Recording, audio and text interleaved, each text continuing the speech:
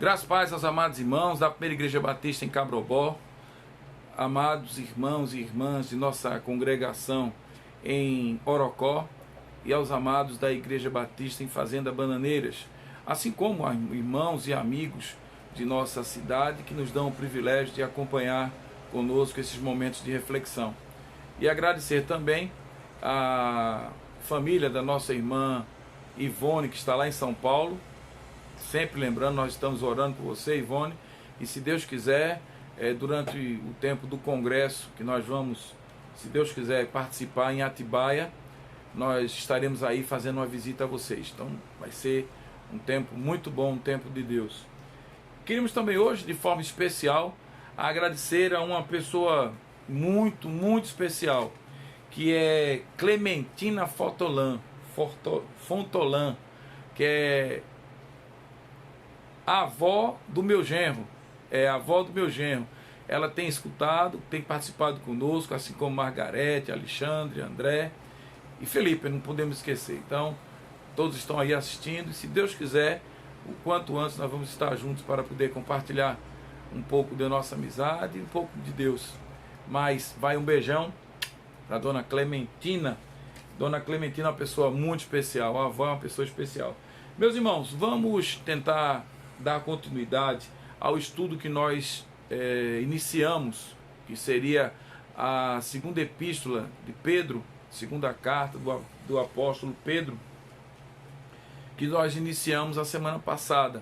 Vamos tentar recapitular, mas antes disso eu quero fazer saber aos irmãos de que é propósito nosso de que sexta, sábado e domingo, próximo agora, sexta, sábado e domingo, nós tenhamos uma participação especial com a Igreja Batista Calvário, a Igreja Batista Calvário do nosso amigo e pastor Vilmar, que é pastor daquela igreja, e espero que a gente possa compartilhar de Deus esses momentos.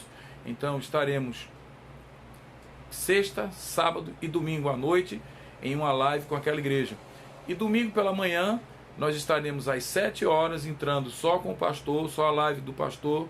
Estaremos fazendo a ministração da Ceia do Senhor. É o último domingo do mês, e após muitas bênçãos que Deus nos tem concedido, só nos resta agradecer. Então nós estaremos agradecendo de forma especial no domingo pela manhã, durante a Ceia do Senhor. Então estão todos convidados. Prepare em casa pão e vinho, ou pão e suco de uva, para que a gente possa compartilhar esse momento. Amém? Meus amados, vamos dar início falando sobre do que fala a epístola, a segunda epístola de Pedro. Nós já dissemos de que é uma epístola que tem perdão, é uma epístola que tem uma certa dificuldade da participação, da inserção dessa epístola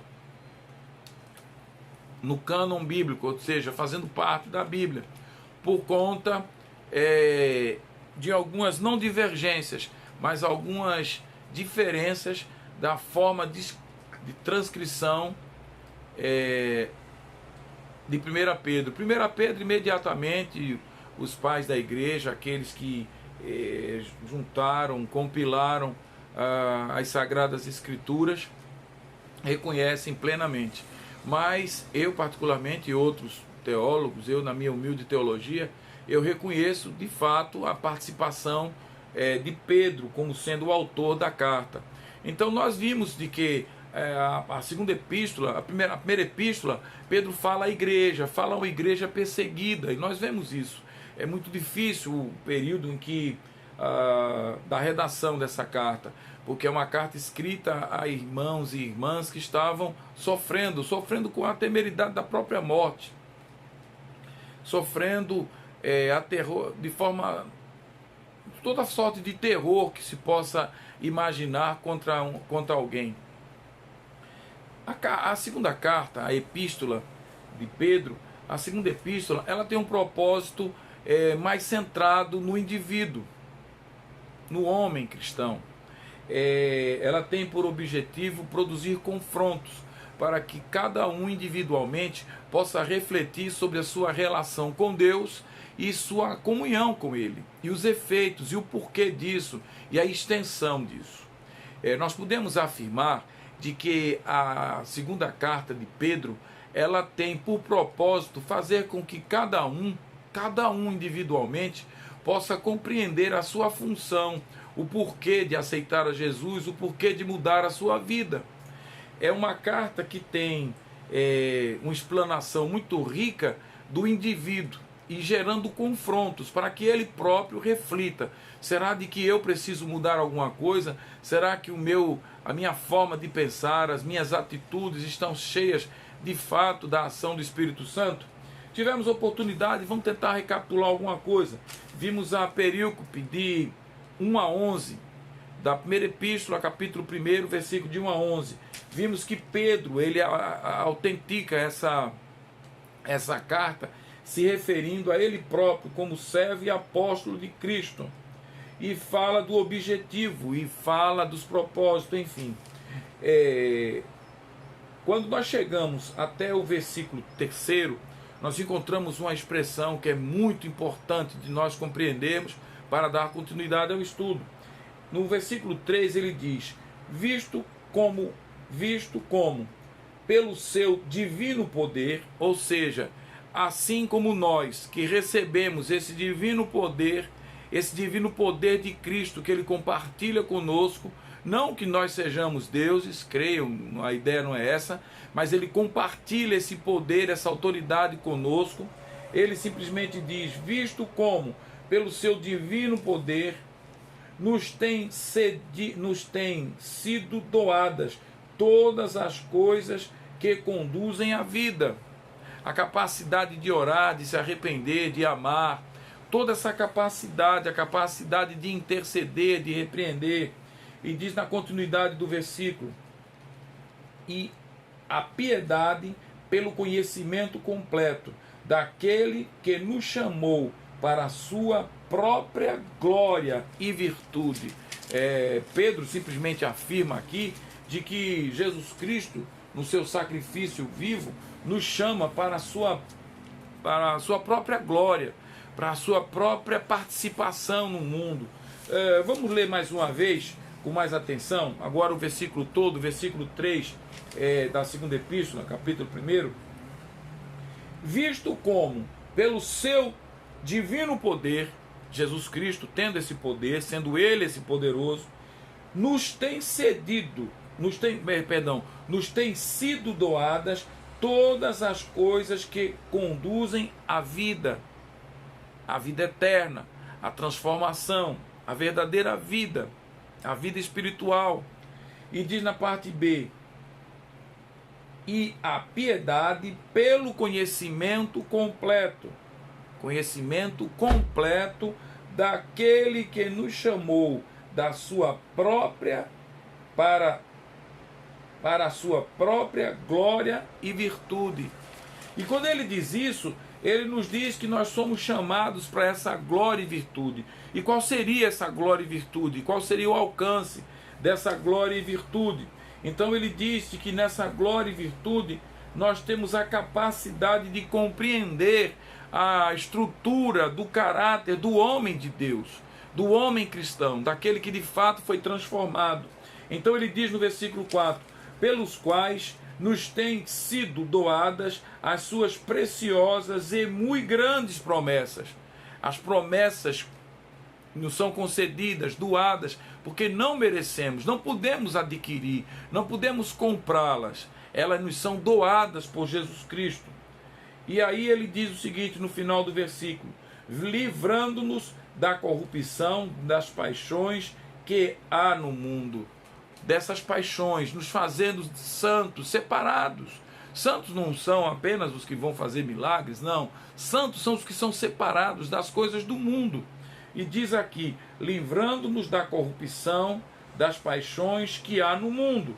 Para que, diz o versículo 5, nós asseveramos isso: por isso mesmo, vós, reunindo toda a vossa diligência, associai, com toda diligência, com todo cuidado, com todo zelo, esse caráter que Cristo quer que nós demonstremos, que nós sejamos transformados para alcançá-lo, para essa nova vida. Diz ele simplesmente, o apóstolo Pedro: associai, juntai, ou seja, associai esse caráter de homem transformado com a fé, com a vossa fé, a virtude, as atitudes, as suas ações, com a fé, a prática da fé. Diz ele ainda no versículo: com a virtude e o conhecimento. É necessário conhecer a palavra, é necessário fazer o que nós estamos fazendo agora, discorrendo sobre o tema e falando sobre as interpretações que Deus quer que nós alcancemos. Então, com toda a virtude, o conhecimento, com o conhecimento, o domínio próprio. Falamos sobre isso, a importância do domínio próprio, para que não sejamos mais como o velho homem. Com o domínio próprio, a perseverança. Não se pode, de fato, perseverar se não houver um domínio próprio. Daqueles que se acovardam e dizem: eu não quero mais. A perseverança vai dizer: eu quero sim e vou alcançar, porque eu tenho um Deus que vai me auxiliar e vai me dar a graça de alcançar essa vitória. E com a perseverança, a piedade. Vejam, fé, virtude, conhecimento, domínio próprio, perseverança, para se alcançar a piedade. Para que nós tenhamos compaixão uns dos outros, para que nós possamos ver nos outros aquilo que nós gostaríamos que os outros vissem em nós, para que a nossa resposta para com os outros seja respostas com a mesma tenacidade, com a mesma placidez, com a mesma bondade, com o mesmo cuidado, zelo que nós queremos que os outros nos tratem, também nos ouçam. E com essa piedade também a fraternidade em amor. Meus irmãos, o que o autor quer nos dizer, enfim, é que é indispensável para que eu alcance a salvação, que eu de fato seja transformado. De que eu não posso me dizer salvo em Jesus Cristo se eu não tenho características da personalidade dele, atitudes transformadas como ele propõe, virtudes que ele defende. Essa é a sua proposta. Ao final ele diz aqui no versículo 10, e aí eu queria agora dar continuidade ao que nós iríamos ver, porque a partir do versículo 10 nós damos continuidade ao nosso estudo de hoje. Deixa eu encontrar aqui, o vento deu, aí misturou a Bíblia toda. Deixa eu achar novamente, 2 Pedro. Ai meu Deus, vou achar. Tenha um pouquinho de paciência, pronto, achamos. Vamos lá. Então agora, a partir do versículo 10, nós iniciamos o estudo da segunda perícope, que seria de 2 Pedro, capítulo 1, versículo de 10 a 15. Apenas esses versículos, mas fazendo entender de que já iniciamos com o estudo da semana passada. Então ele diz agora, após provocar, após refletir sobre essa característica, essa identidade do homem segundo o propósito de Deus, ele agora simplesmente vai afirmar, a partir do versículo 10, vamos ler os versículos de 10 a 15. 2 Pedro, capítulo 1, versículos de 10 a 15, onde nós encontramos o seguinte: por isso, irmãos, procurai com diligência a cada vez maior. Vejam que palavra curiosa. Por isso, irmãos, procurai. Por isso, irmãos, procurai. Não é um texto, senão para aqueles que já têm relacionamento com Cristo, a quem eles podem chamar de irmãos. Então é um texto escrito para os cristãos, os convertidos. Então ele diz aqui: por isso, irmãos, procurai com diligência cada vez maior. Ou seja, o que é diligência? É atenção. Então procurai com atenção, com dedicação cada vez maior, confirmar a vossa vocação e eleição. Ou seja, se preocupe o máximo possível com diligência, com cuidado, com determinação, identificar a sua própria salvação, a sua própria comunhão com Ele, a sua relação com Cristo, porquanto procedem assim, porquanto procedendo assim, não tropeçareis em tempo algum.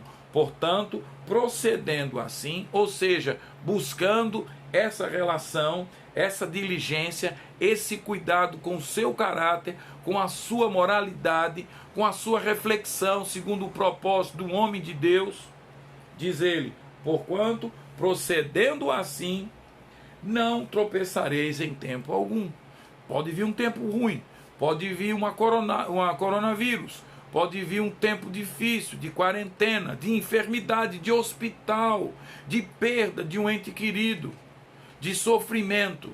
Mas em tempo algum, isso vai nos tirar a salvação, as convicções de Deus.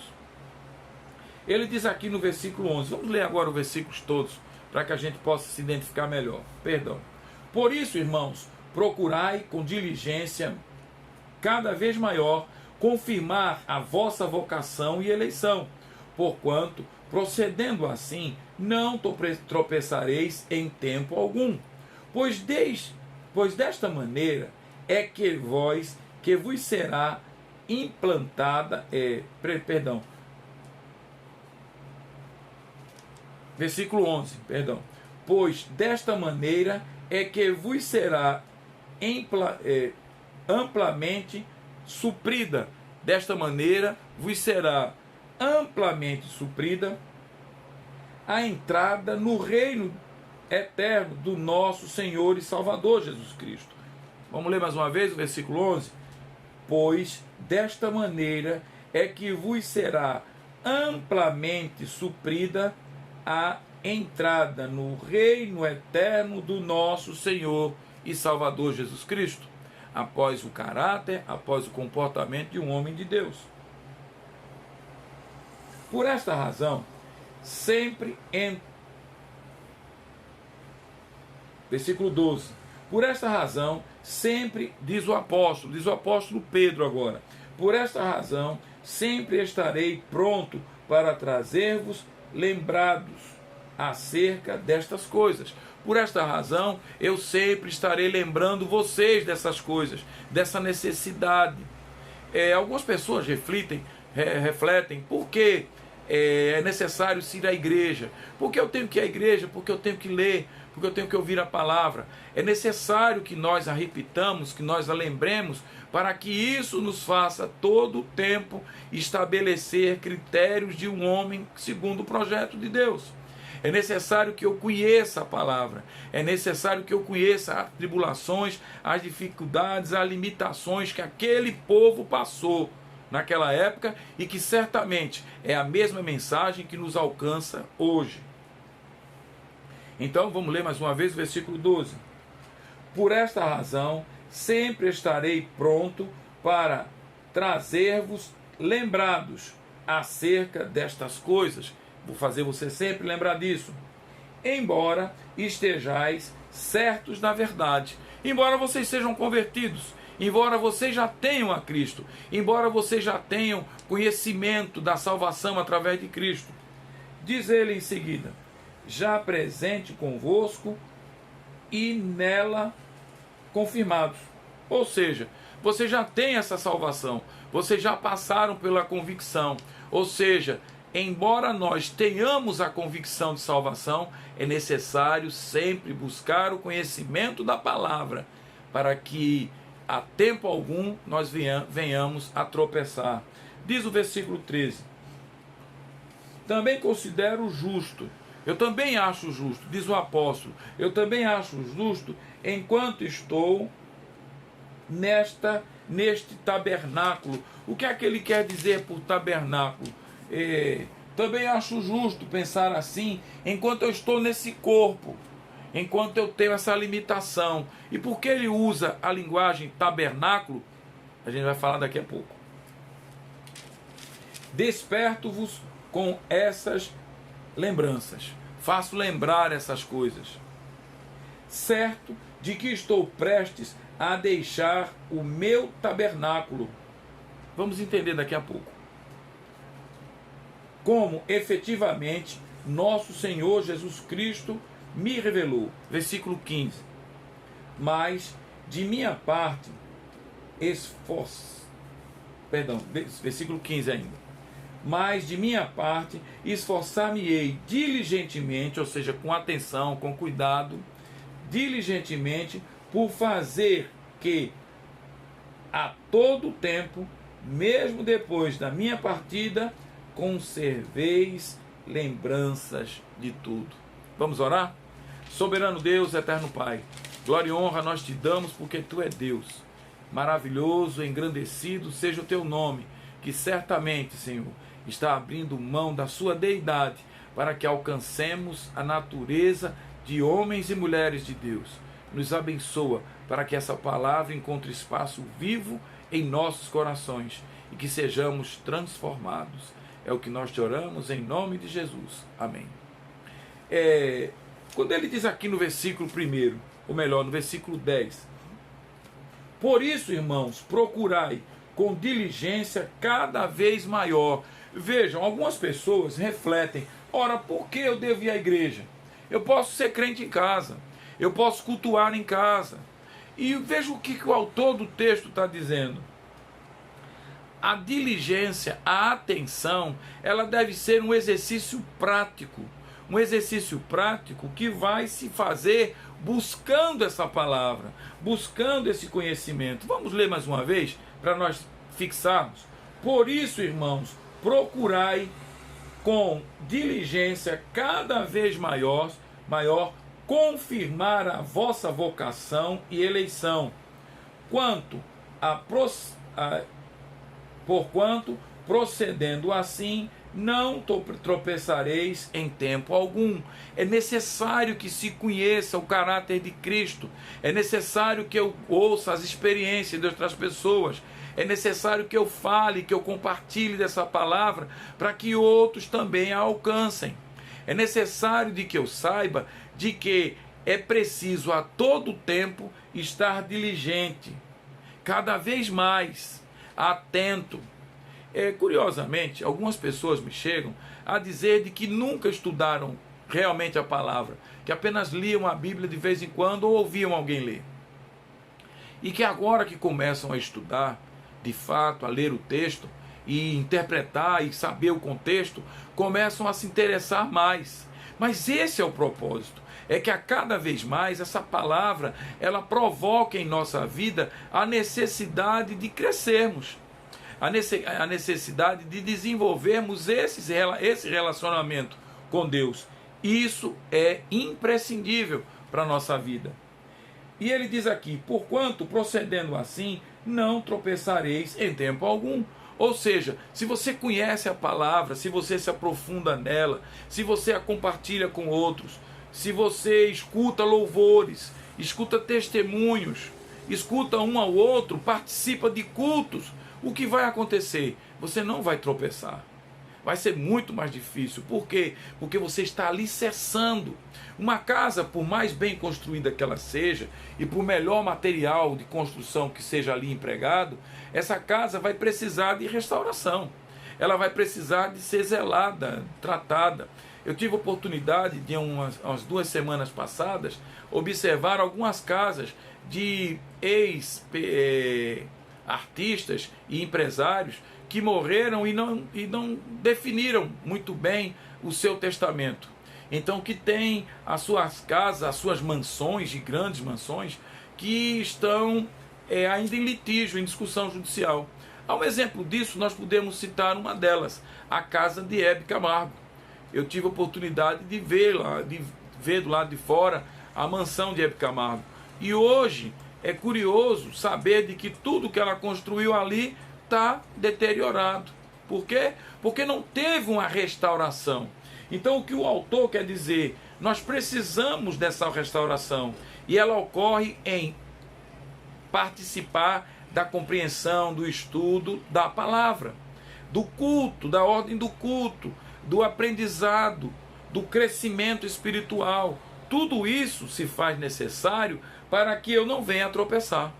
Ou seja, assim como uma casa, faz necessário que nós façamos as restaurações necessárias, as limpezas necessárias, as faxinas necessárias. Diz aqui no versículo 11: pois desta maneira, ou seja, agindo assim, pois desta maneira é que vos será amplamente suprida. Primeiro, que será amplamente suprida, ou seja, agindo assim, você será suprido amplamente, grandemente, de que será amplamente suprida a entrada no reino de Deus. Vejam que expressão: vos será amplamente suprida a entrada no reino de Deus, no reino eterno de nosso Senhor e Salvador Jesus Cristo. O que é que ele quer dizer aqui, meus irmãos? Ele está afirmando mais uma vez: a salvação foi conseguida através de nossos méritos? Não. Através de nosso sacrifício? Não. Através do sacrifício de Jesus Cristo na cruz do Calvário. Alcançamos a salvação pela misericórdia do próprio Deus, pela bênção que Ele é para a nossa vida. Somos resgatados da morte, como Ele próprio traz, para a sua maravilhosa luz.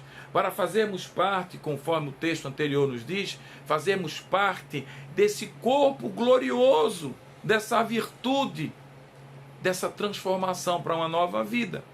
Somos chamados, enfim, para a salvação.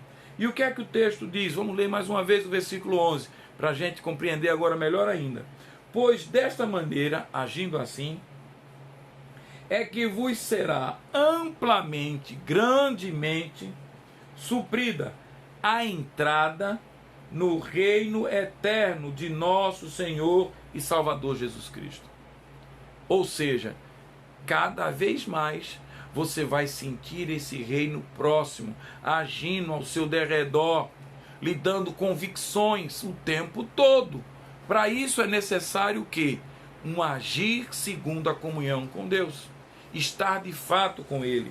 O versículo 12 nos diz assim: por esta razão, ou seja, tendo em vista tudo isso, por esta razão sempre estarei, agora fala o apóstolo Pedro para a igreja, por esta razão sempre estarei pronto para trazer-vos lembrado, para vocês se recordarem acerca destas coisas. Ou seja, é isso que eu vou fazer aqui, é isso que eu vou transmitir, para que vocês sempre estejam lembrados. Há um texto em Deuteronômio que diz o seguinte: Moisés ensinando suas últimas lições ao povo hebreu, ali no deserto, ele diz simplesmente: olha, ensina sobre essa história, sobre essa trajetória, sobre toda essa ação de Deus a seus filhos, põe no umbral da casa, põe no batente, fala, conta de dia, de noite, ao deitar, ao se levantar, fala o tempo todo de quem é Deus na vida de vocês. Conte o que Deus fez a Israel, conte o que Deus fez a esse povo hebreu que estava escravizado lá no jugo egípcio. Agora ele diz do mesmo jeito: se você quer ter um filho transformado, se você quer fazer algo construtivo para a sua família, fale da palavra, pregue a palavra de Deus, leia com seus filhos. Meus irmãos, com todo o respeito, tem pessoas que vão na igreja uma vez no ano, outros vão na igreja a cada 2 anos, outros nem vão e se dizem cristãos. Me perdoe em nome de Jesus. Aqueles que de fato sentem Jesus como alguém vivo, alguém relevante, buscam a sua presença. Porque as pessoas, quando se amam, elas sentem necessidade uma das outras. Veja o que nós estamos vivendo agora, no tempo de crise provocada por essa quarentena. Um desejo enorme de compartilharmos uns com os outros, de nos abraçarmos, de nos ver e compartilhar, enfim. É necessário que haja esse desejo para que haja de fato um bom relacionamento, uma relação de amor. Como eu posso dizer que amo Jesus Cristo se eu não sinto desejo de compartilhá-lo, de ensiná-lo aos filhos, de compartilhá-lo contra as pessoas e principalmente glorificá-lo através da ordem de culto, através dos louvores? Vamos ler o versículo 12 mais uma vez? Por esta razão, sempre estarei pronto para trazer-vos lembrados acerca destas coisas, embora estejais certo da verdade. Quem é a verdade? Jesus Cristo. O que é que ele quer dizer? Embora eu saiba da sua salvação, embora eu saiba que você aceitou a Jesus Cristo, embora eu saiba disso tudo, é necessário que você busque esse relacionamento, essa comunhão, esse culto, essa alegria. Algumas pessoas não, o mundo comemora o nascimento de Cristo em 25 de dezembro e simplesmente comemora-se.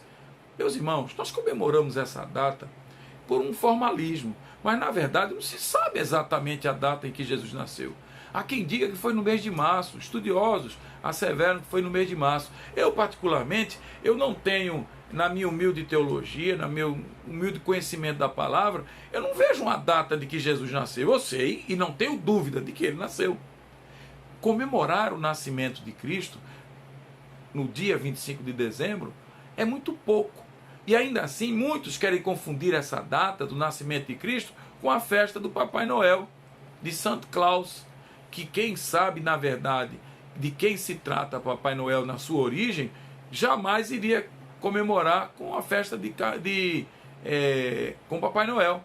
Ia comemorar sim Jesus Cristo, o Cordeiro. Ele sim nasceu. Nasceu de Maria, de José, foi recebido. Esse sim, mas é confundido com Papai Noel, com as renas, quem sabe, não é? Assim como a Páscoa, que é confundida não, isso não é à toa, não é aleatório, de que há um propósito em distorcer o sentimento da Páscoa, o sentido da Páscoa, de saber de que é um momento de gratidão a Deus pela libertação que aconteceu no povo, o povo hebreu, pela libertação que Jesus Cristo, que Deus concedeu através de Moisés. E ali é comemorada o sangue aspergido, ou seja, derramado do Cordeiro, lá da época do Êxodo, e que depois é feito o sacrifício do próprio Cristo. Isso é, de fato, a Páscoa. Comemorar, relembrar, agradecer pelo sacrifício de Jesus Cristo na cruz do Calvário. Ao invés disso, vamos distribuir ovos de Páscoa. Essas distorções, elas parecem insignificantes, mas elas tiram o sentido real da palavra. Em momento nenhum, a Bíblia está falando em coelho da Páscoa, muito menos que bote ovos, muito menos. Não vamos entrar em detalhes, mas quem quiser nos procure para falar mais sobre esse falso sentido da Páscoa que é atribuído à comemoração com Páscoa, com coelho e com ovo. Vamos ver que a coisa é bem diferente. Então ele simplesmente diz: embora estejais certo da vossa verdade. Quem é a verdade? Cristo. Ele diz: eu sou o caminho, a verdade e a vida. Ele é essa verdade. E aí ele simplesmente diz: embora estejais certos da verdade, Jesus Cristo, já presente convosco e nela confirmados. Ou seja, embora vocês já estejam confirmados, embora vocês já tenham essa convicção, embora vocês já tenham aceito a esse Jesus Cristo, ainda assim, creiam, é necessário saber, tomar um pouquinho d'água, é necessário saber de que é preciso acompanhar, aprender, glorificar e compartilhar a palavra de Jesus Cristo, a palavra dos evangelhos. É necessário buscar, desenvolver, para que não caiamos em tentação. Diz o versículo 13: também considero justo. O apóstolo aqui, ele também considera o nosso louvor, a nossa pessoa, a conversão. Ele também considera justo isso. Ele também considera essa convicção da nossa salvação. Embora isso não nos baste para que nós não mais busquemos também aprender com a comunhão da palavra, o aprendizado da palavra, o cântico, o louvor, a adoração, a ministração a outras pessoas. Ele diz: também considero justo, enquanto estou neste tabernáculo. Vamos entender o que é que ele quer dizer enquanto eu estiver neste tabernáculo. Primeiro vamos entender o que é o tabernáculo. O tabernáculo ele vem lá do Egito, do Êxodo ainda.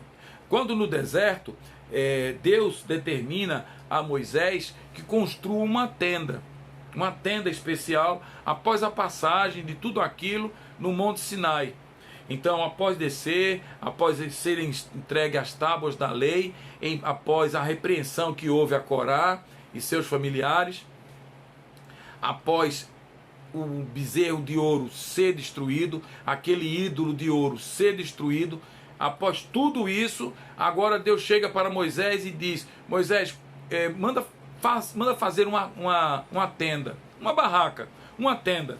E eu quero nessa tenda que tenha um lugar especial, um lugar para a minha arca. O que seria a arca? Seria uma construção, um recipiente como uma caixa, que seria feito em cedro, uma tampa que seria feita em ouro puro, com anjos, a figura de anjos em cima, e que seria ali guardado as tábuas da lei. Essa seria a chamada Arca da Aliança que Deus mais uma vez reiterou com o homem, a chamada Aliança Mosaica. Então, após fazer isso, ele simplesmente vai atribuir aquele local, ou seja, aquela tenda, a qualidade de guardar, de ser um local de preservação dessa arca. A este local chamava-se o tabernáculo. Veja que lugar especial era estar nesse tabernáculo. Então nem todos tinham acesso a esse tabernáculo, só os sacerdotes. Então era necessário que houvesse um zelo, um cuidado, um esmero maior com a Arca da Aliança. Então esse seria o tabernáculo. O que o apóstolo está dizendo, citando contra si próprio, ele dizendo: enquanto estiver neste tabernáculo, é dizer de que a vida dele, ele como sendo o templo, ele como sendo essa tenda onde habita o Espírito Santo, onde habita esse relacionamento, essa comunhão, como um vivente ainda, habitando a carne, habitando o corpo, enfim, daquele homem. Então ele simplesmente diz: enquanto eu estiver nesse tabernáculo, enquanto eu estiver nessa tenda que eu sou, que guarda o Espírito Santo, que guarda e honra essa palavra, e aí ele diz: enquanto eu estiver, despertai-vos para outras lembranças. Eu vou lembrar vocês de outras palavras, de outros momentos. Vejam só, entendam, não estou querendo ser o apóstolo Pedro. Digamos que fosse algo como eu falando agora.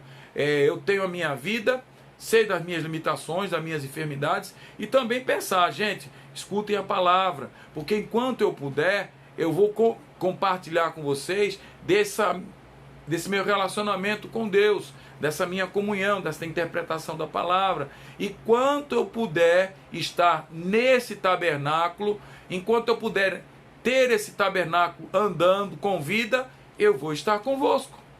Vocês também, enquanto vocês puderem ministrar a seus filhos, ministrar ao esposo, à esposa, cada um de vós, sendo esse tabernáculo, também aproveitem para que outros possam ser abençoados. Diz o versículo 14.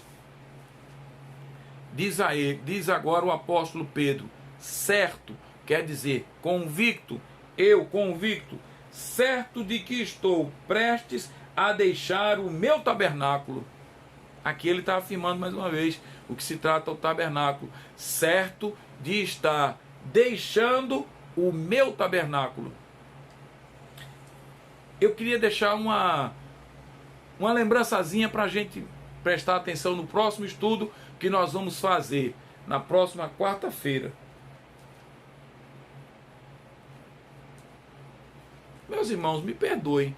Hoje eu estou falando sobre o título, estou fazendo o estudo como se fosse um culto de doutrina. Me perdoem.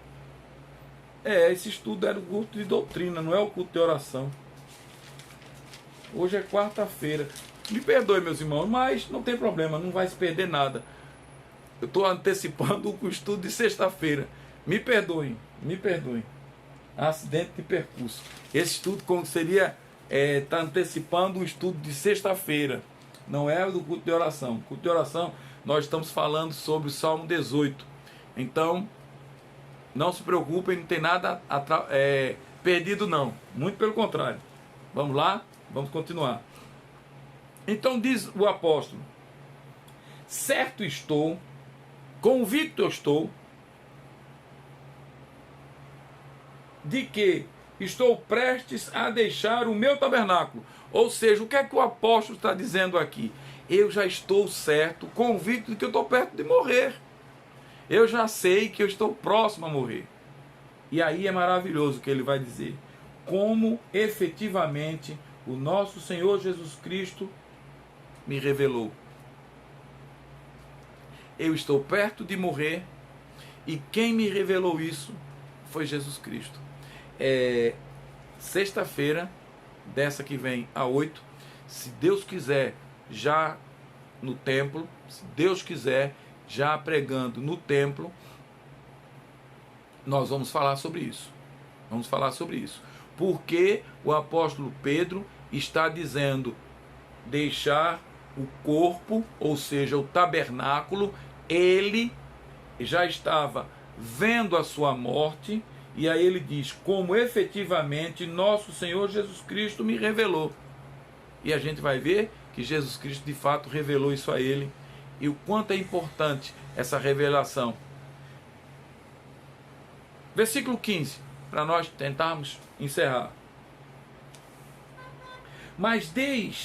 Vejam só, mas de minha parte, vejam, ele fala da morte com a naturalidade. Eu já estou próximo, vocês, enquanto eu estiver com vida, enquanto eu tiver o meu tabernáculo, enquanto eu estiver no meu tabernáculo, eu vou estar com vocês. Aproveitem, me explorem, busquem, vamos louvar. Mas eu tenho certeza de que a hora está chegando, porque Cristo me revelou isso. A gente vai falar isso sexta-feira, de sexta agora a 8. Se Deus quiser, no templo da Primeira Igreja Batista. Versículo 15 nos diz o seguinte: mas de minha parte, vejam que coisa maravilhosa, diz o apóstolo, mas de minha parte, esforçar-me-ei, veja, da minha parte, eu vou me esforçar diligentemente, veja, com atenção, com cuidado, mas de minha parte, esforçar-me-ei, mesmo sabendo que está morto, eu estou morrendo, está difícil, a hora está chegando, Cristo já me mostrou isso, eu já sei. E agora ele sabe dessa morte se aproximando, desse momento que ele vai deixar o tabernáculo. Aí ele diz agora, mas de minha parte, embora esteja isso acontecendo, da minha parte, esforçar-me-ei diligentemente por fazer que a todo tempo, mesmo depois da minha partida, conserveis lembranças a tudo. De tudo que foi falado. Vamos tentar entender isso. Vamos ler mais uma vez, para que a gente possa de fato gravar isso aqui. Versículo 15. Mas de minha parte, esforçar-me-ei diligentemente por fazer que a todo tempo, mesmo sabendo da morte, mesmo sabendo que é revelado que a morte está chegando, o momento em que Pedro iria deixar o seu santuário, ia deixar o seu tabernáculo, diligentemente, por fazer que a todo tempo, mesmo depois da minha partida, conserveis lembranças de tudo. Com isso, lembrança de tudo que a palavra prega. O que é que isso nos ensina hoje, meus irmãos? O que é que nós podemos tirar de prático para nossas vidas? Eu queria chamar a atenção aqui a 3 pontos importantíssimos que a gente não pode deixar de ver. O primeiro deles é necessário que nós tenhamos um comportamento de um homem cristão, de uma mulher cristã.